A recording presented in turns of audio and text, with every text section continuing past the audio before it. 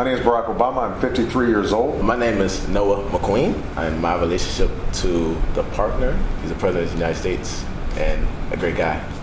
What neighborhood did you grow up in? No. What neighborhood did I grow up in?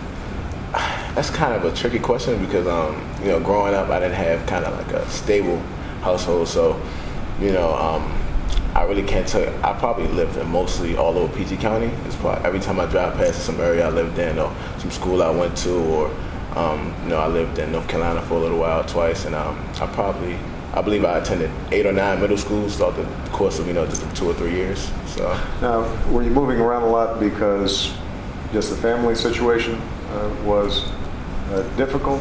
Did you know your dad? Were you being raised by your mom? Did you have siblings?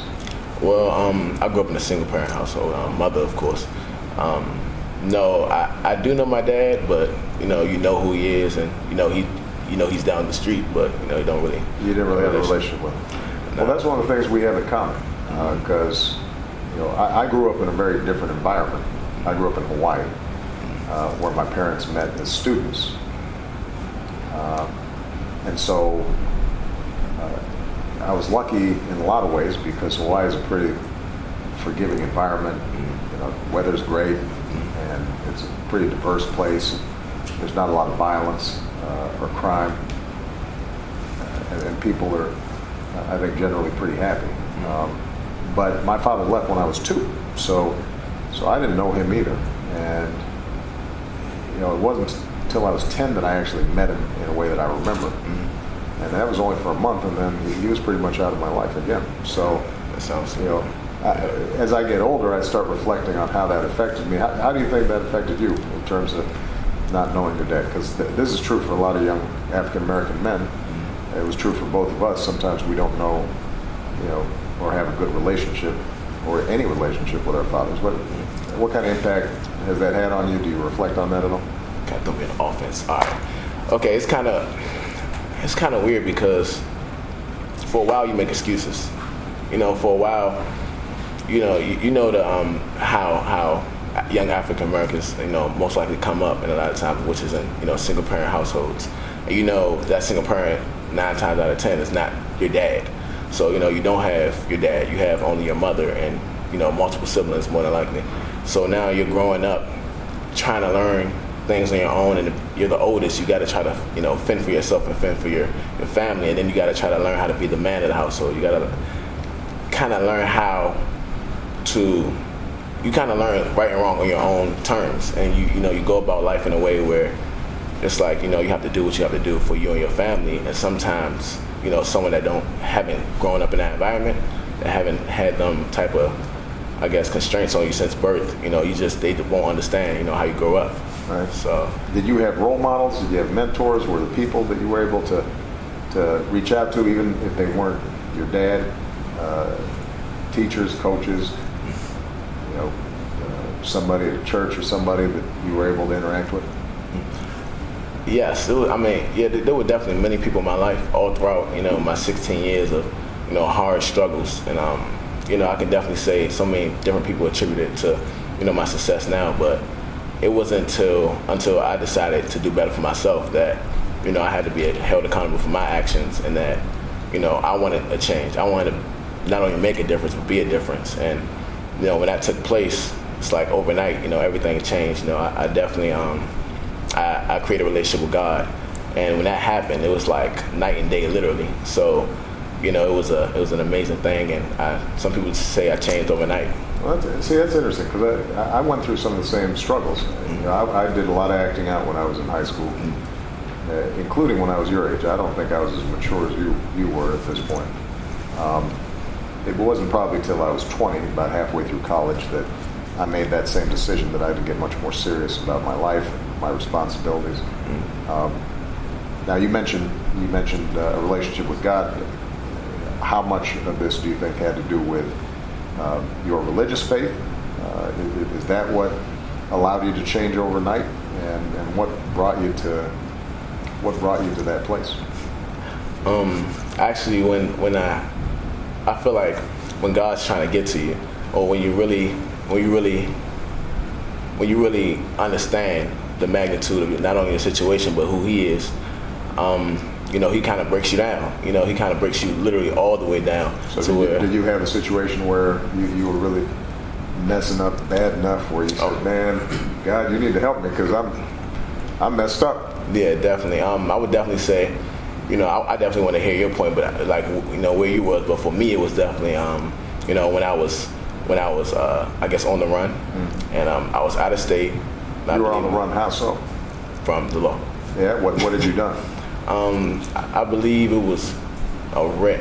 Well, what do you mean you believe it? You know what it was. I believe it was a writ because there were several writs that was out, which is a warrant for juveniles. Yeah. And there was, I believe, one for, I was a program I was in, violation of a program, maybe violation of house arrest, I believe. So you had gotten in repeated trouble? Oh yeah, I was on house arrest like 8 or 9 times. You had gotten in enough trouble. And what kind of stuff was it? Was it getting in fights? Was it drug related? Was it vandalism, theft, all of the above?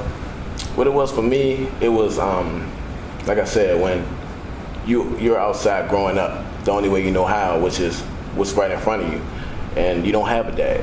You don't have those type of male figures, and if you do have male figures, maybe, and those are not the positive ones. So they're going to only show you what they know to get things done. And I got into fights. Like I said, I went to 10 middle schools in 3 years. So most of the schools are not even on my record. So fighting or getting put out of school was normal. So when I went to high school, I didn't know that when you fought in high school, you get kicked out or you get arrested and things like that. And that's how really the trouble started for me being in the juvenile system. It's interesting. A lot of times, for men generally, but especially for black men, sometimes the idea of being a man ends up involving violence or showing physical strength. Now, sometimes for me, that was channeled through sports and basketball, and now for you through football. But it's also, for a lot of kids, a lot of young men, it ends up being just channeled through violence or fighting. I didn't get in trouble with the law the way you described. But either way, I think we ended up in a similar place, which is what you described earlier. At some point, you just have to take responsibility for yourself and realize that no matter what your circumstances are, and no matter how hard it seems sometimes, that you have the ability to make positive decisions or bad decisions. And there are consequences to your actions, which sometimes is pretty tough. So you were on the run, and what happened? I went to a Christian retreat, and when I was did you just kind of you're on the run and you walk into someplace and it just so happened to be a Christian retreat, or did you say to yourself, man, I need to find something different and go to a Christian retreat? Oh, no, sir, I didn't want to go at all. I mean, I literally didn't want to go. My mom forced me. Oh, okay, so Mama intervened. Yeah, she forced me it was like a $500 trip, I believe. And she had been praying for you the whole time. Said, Lord, please help my knucklehead son Noah straighten out. Yes, ma'am. Yes, sir. Excuse me. Well, no, that's what you said to her. Yeah, yes, ma'am. Yeah. So you go to the Christian retreat. Are you skeptical when you get there? Are you thinking to yourself, man, I don't need this stuff. I'm just doing this so my mama isn't yelling at me? Or did you kind of recognize at that point you needed something new? Not initially, not at first, because they didn't receive me. They wasn't receptive to, they didn't understand where I came from. It was in Anne Arundel County, Maryland, and I grew up in predominantly PG County or Southeast DC, and it's two totally different worlds. So these folks weren't real street. They were not used to you. Yeah, like their problems were, like I remember this one example, their problems were a guy complaining about his mom not buying him the chips he want, or either he has to wash the dishes this night, and different things like that. And then I'm sitting in the same circle, we're supposed to be sharing. I'm talking about my feelings. What's on my heart is that my friend was killed the week before, so the way our problems were totally different. Right. It was hard for them to relate to me and see where I was coming from with my life. So that was a difficult point on that trip. So how did you end up opening up and doing the self-reflection if you were a little skeptical coming in? What happened that softened you up a little bit? It had to be, 3,000 teens, all gathered around for the same exact purpose, to definitely, to kind of try to search for them or find their own faith without their parents, putting constraints on them, making them believe this or go to that place or do this and do that.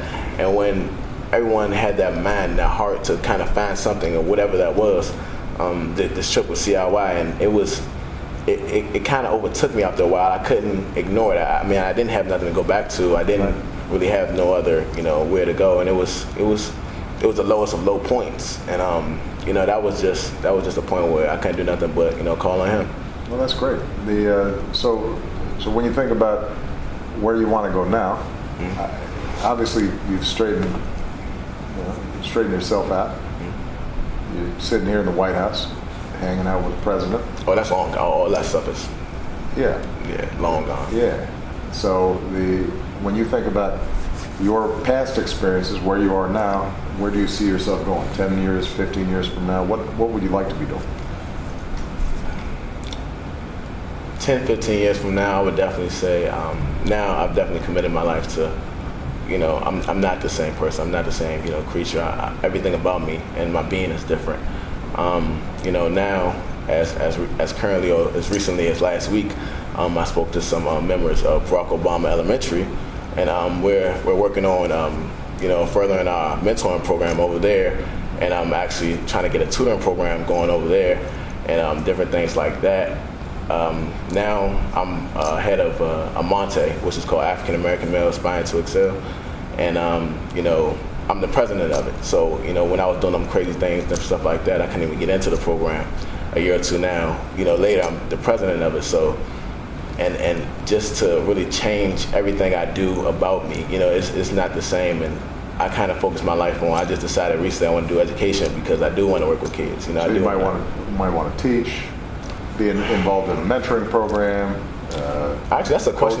That's a question I have for you, because education, to me, is the foundation of everything. And I feel like if I can catch a kid at the level I was, my elementary and middle school years, it can make a big difference. But as me doing stuff politically, or me doing stuff, as far as football, and me doing stuff as far as theater arts, and I'm being pulled so many different directions. Right.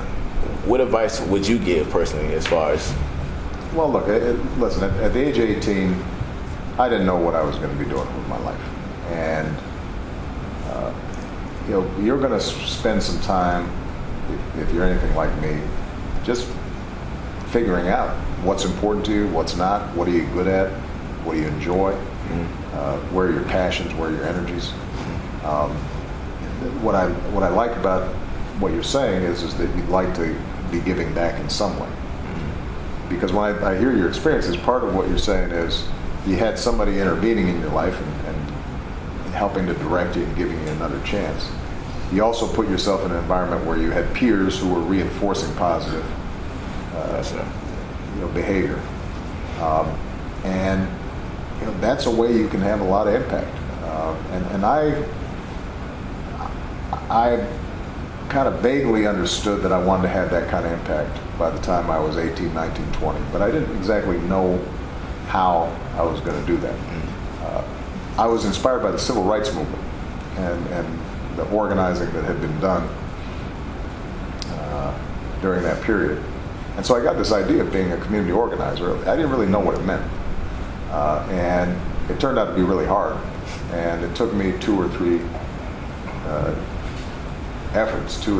jobs before I found one in which I really was able to work in the community. Over time, getting involved in community organizing led me to want to go back to law school so I could learn more about how the system worked and how I could change it. And that in turn led me to practice civil rights law and do voter registration work, and that eventually led some people to suggest that I might want to run for office. Wow. So it kind of quickly escalated. It kind of moved from there. But the one thing that I always tell young people, you should try a lot of things at this age. Some kids are lucky enough, they know at a very early age, this is what I want to do, and they just keep on doing it. Some of us take longer to figure that out. But the one thing that you can do at this age is to make sure that you are every day trying to learn something new, and that you're learning to work hard at something that you care about. There are a lot of different ways to have an impact, and so if you decide you want to be in education, that's one route. If you decide you want to be a business person, that's another route. You can help a lot of people that way. If you want to run for office, you've got the talent to do that as well. No matter what you do, though, you've got to learn discipline, delayed gratification, working with other people is building a team, and most importantly, I think, realizing that when you have an impact on somebody that's positive, when you give something to somebody else, that makes you strong. That's what will give you satisfaction. But do you ever run into old friends of yours before the change that took place? And when you do, how do they react to you, and how do you deal with them? It's kind of funny and it's weird because it's always different to kind of see how people react to when they see you they haven't seen you in 5 years, 6 years, or what have you. Recently I went to my old alternative school. My 9th grade year I attended 4 high schools, 2 being alternative, and it was kind of weird because they didn't want to let me in the door at first. Like, they kind of looked at me weird, like I don't think they expected much of me. So when they asked, what am I doing now, I think they expected, are you in community college? Or I'm like, no, I just got accepted into, a university.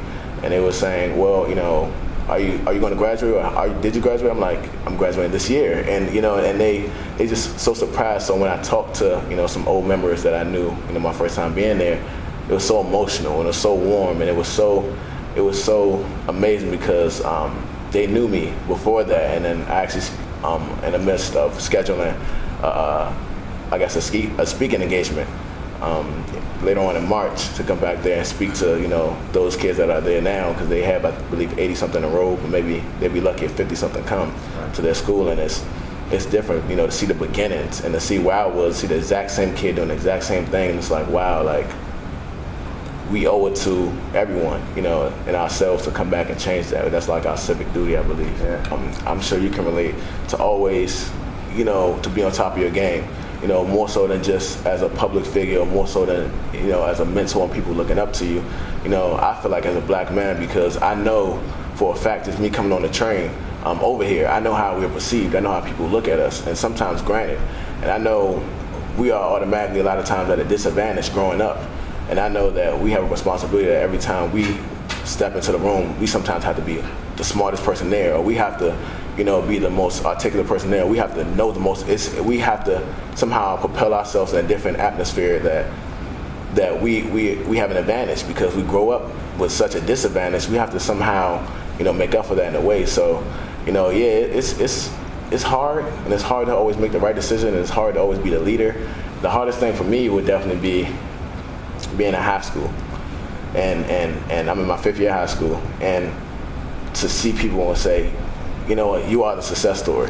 You are what people look at. They send people to talk to me. They pull me up every single time I'm there to speak to this person, speak to that person. That's a lot of burden for an 18-year-old, because you might still mess up once in a while. Yes, sir. It sounds like when you first came back, and you had changed, and you weren't cursing, you weren't smoking, you weren't getting in fights. It sounds to me like people were surprised. I know your mother was happy. She was shocked too. She didn't. Everybody thought it was fun. But how did your friends feel? And did they feel like you were distancing yourself from them? Did they feel like you were acting like you were too good for them? And how did you manage that? Were you able to maintain some of those friendships? And do you think that any of them kind of took a moment and reflected on their own life as a consequence of the change you made? Yes, definitely. I know my story, or I know what I've been through, have definitely caused a lot of reflection on a lot of different people's lives. And they tell me, you make me feel like I can actually do something. You make me feel like there's more out there than what we know, because I've had that experience to go to a different environment and see different things. So I know that, it's not just tunnel vision. There's Right. more here we can actually be doing, and there's more than just this little box that we're, subjected to. So yeah, it's amazing because they actually want to know. And that's the part where you can actually say, you know what, if you're interested enough to know, I know you're interested enough to make a change, and to help them along through that. And it's not just one or two people. It's every person I encounter, and it's the exact same thing. And it's being able to help every single person I encounter, help them, learn something new. Well, the key is when somebody's ready to make a change, and folks aren't always ready. Mm-hmm. You got to have a place for them to make that change. For you, it happened to be this Christian retreat. For somebody else, it might be a mentoring program. For somebody else, it might be a substance abuse program if they've got a drug addiction. But one of the things that I really want to focus on is making sure that when somebody comes to that moment where they're ready to see another possibility for their life, that there's somebody there to help them along. That's this program. Yeah, well, that's what My Brother's Keeper is all about, is trying to figure out in each community when young men like you or me come to a point where we're looking for direction. There's some guideposts. There's some people who are helping to take us down that new path. Now, ideally, it's starting really young, right? Ideally, it starts from the moment some shorty, some little kid, is just becoming aware of school and becoming aware of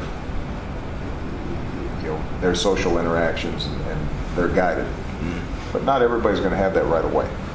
And the question is, are we making that available across the board, so that even if somebody's gone on the wrong track for a while, they still have a chance to make a change. It's never too late. And that's that's something you and I both have in common. I think is the recognition that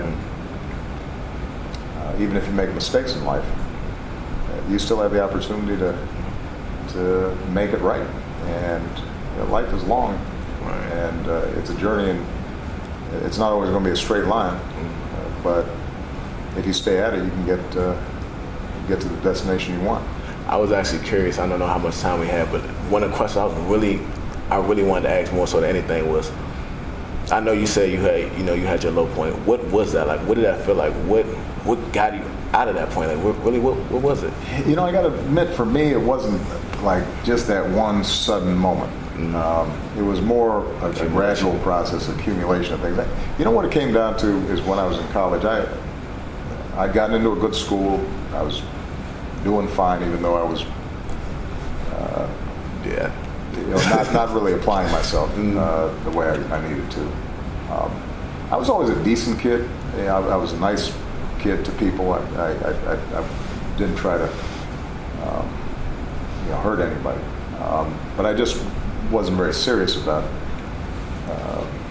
my work or how I was living my life. Mm-hmm. I think really what it was increasingly realizing that who I said I was or who I wanted to be didn't match up with my actions. Right.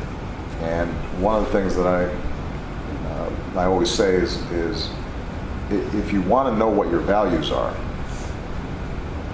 you can't just listen to what you say. And look at your actions. Look at your actions. Mm-hmm. How do you spend your time? How do you spend your money? What do you do day to day? And the accumulation of actions you take, that's who you are. I think you give others a lot of confidence and a sense of what's possible for them, and that makes me real proud. And you shouldn't feel like you can't make mistakes at this point. You're 18 years old. I promise you, you're going to make some more as you go along. But one of the things you've discovered is you've got this strength inside yourself. And if you stay true to that voice that clearly knows what's right and what's wrong, sometimes you're going to mess up, but you can steer back and keep going. and you'll have a lot of people around you who love you and support you. And I know you're going to do great things. So Yes, sir. congratulations. Thank you. I appreciate it.